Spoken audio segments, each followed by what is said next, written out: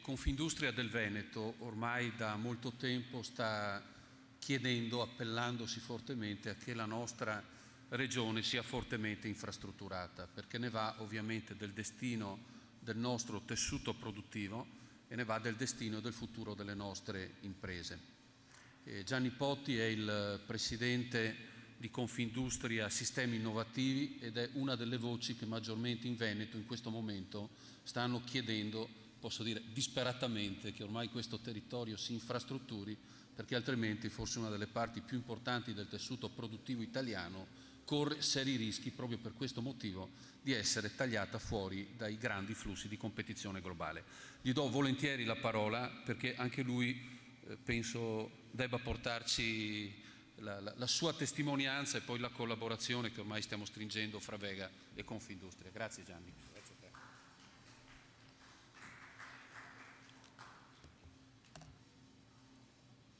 Beh, innanzitutto buongiorno, grazie a Michele Vianello, grazie a Luigi Rossi Luciani per l'invito di stamattina.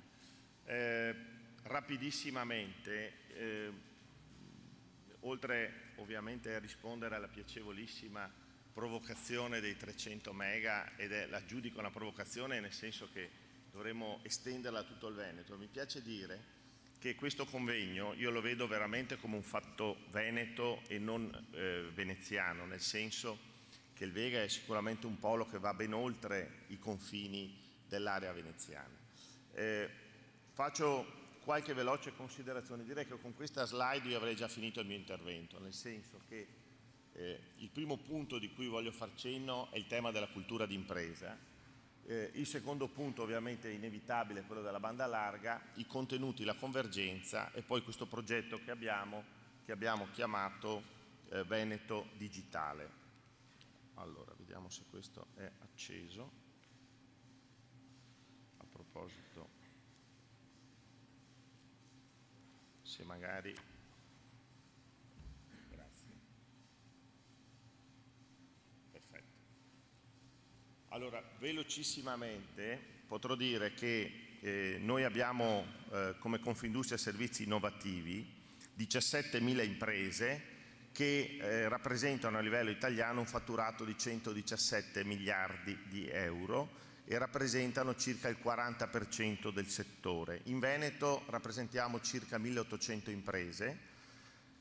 E il dato interessante è che circa la metà dei nuovi occupati, lo dico soprattutto ai giovani, negli ultimi 10 anni fino al 2009, poi abbiamo anche noi smesso di assumere, ahimè, o perlomeno siamo a crescita zero, come si dice, la metà viene da questo settore. Settore che vedete rappresentato in questa slide, dove ovviamente l'ICT, il TLC, la comunicazione la fanno da padroni, però oltre a questi ci sono tantissimi altri comparti come l'engineering, tanto per fare un esempio, i temi dell'ambiente e della qualità della vita. Dalle nostre indagini del centro studi di Confindustria, ma sono dati talmente noti che non occorre neanche dirli in questa sala, si coglie immediatamente il gap che abbiamo come Italia. La cosa però più negativa per noi è che questo gap continua e si aggrava ancora di più, ahimè, come Veneto. Quando ne ho parlato nella nostra giunta nazionale con i colleghi delle altre regioni, la battuta che mi hanno fatto è: quando però il Veneto partirà, ci raggiungerà e ci supererà, e questo l'hanno detto colleghi di regioni anche tipo Piemonte, Emilia Romagna, che come vedete da questa indagine di Confindustria si coglie immediatamente sia nella connessione delle famiglie sia per quanto riguarda la connessione per le imprese, che il Veneto, quindi nel ritardo europeo che ha l'Italia, il Veneto ha anche un ritardo purtroppo all'interno del nostro paese. Ma la cosa più interessante nasce con le prossime due slide, perché sempre facendo un'indagine di Confindustria Nazionale Servizi Innovativi emerge come, contrariamente a quello che si può pensare, il vero gap è culturale. Qui lo vedete sulle famiglie. La parte maggiore degli intervistati a cui si dice perché non utilizzi la banda larga non è la copertura il principale ostacolo, non è il costo, ma ahimè la risposta è inutile, non mi serve, non so cosa farne. Ma passi per le famiglie, andiamo sulle imprese, e questo mi preoccupa molto, e vogliamo fare un lavoro anche a livello di Confindustria Veneto per far passare questo concetto. C'è per esempio il Presidente di Vicenza oggi, Luca Bortolami, ci sono altri in sala dei nostri colleghi.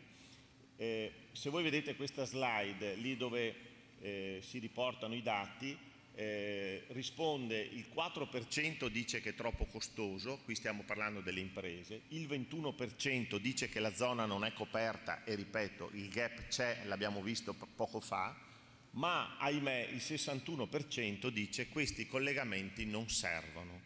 Allora il secondo problema che pongo in questo uditorio è la cultura anche delle nostre imprese, lo dico io per primo, di trasferire soprattutto al manifatturiero la necessità di investire in ICT, TLC per uscire più in fretta dalla crisi.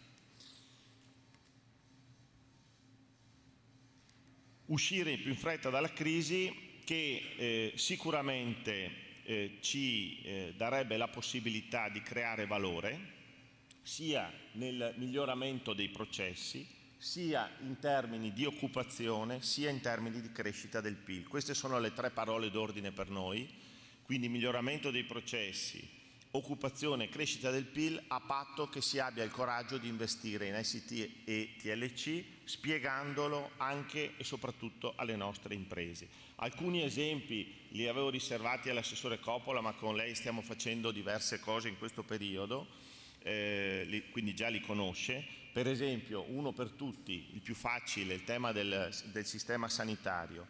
I costi delle regioni sul sistema sanitario digitalizzato, noi avremo immediatamente con l'investimento, portandolo al sistema digitalizzato, del 2%, pensate di che cifre parliamo, quindi di cifre enormi, avremo un risparmio del 2% della spesa sanitaria.